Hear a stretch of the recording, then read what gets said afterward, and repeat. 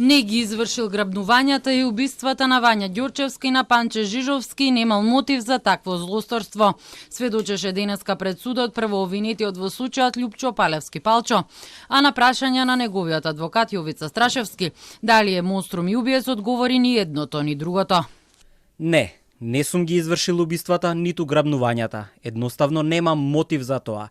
Затоа што во депото на ОЈО се наоѓа хард диск Тошиба, кој го земаа со записник во кој има преку 200.000 телефонски разговори.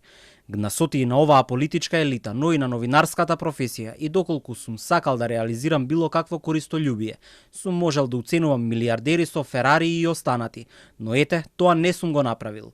Не само што не сум го направил, туку немам мотив да направам такво злосторство. Палевски го нападна и шефот на Скопското јавно обвинителство Гаврил Бубевски и тогашниот министер за внатрешни работи Оливер Спасовски со неосновани обвинувања дека се одговорни за перењето пари во земјата. Ги нападна и медиумите дека се корумпирани од банкарскиот сектор, а оние што известуваат од судот дека се багра зад стаклото.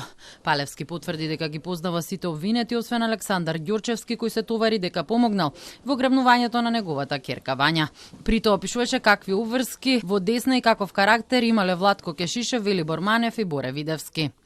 Александар Ѓорчевски како име и презиме ги прочитав во кривичната пријава кога ми ја доставија во Келија. Палевски негира и дека бил во бегство во Турција, како и тоа дека имал закажана операција. Планирал само да направи магнетна резонанца, да добие специјалистичко мислење, па потоа да одлучи дали ќе има зафат, но не кажа кога и во која болница и дали таа магнетна резонанца била воопшто закажана.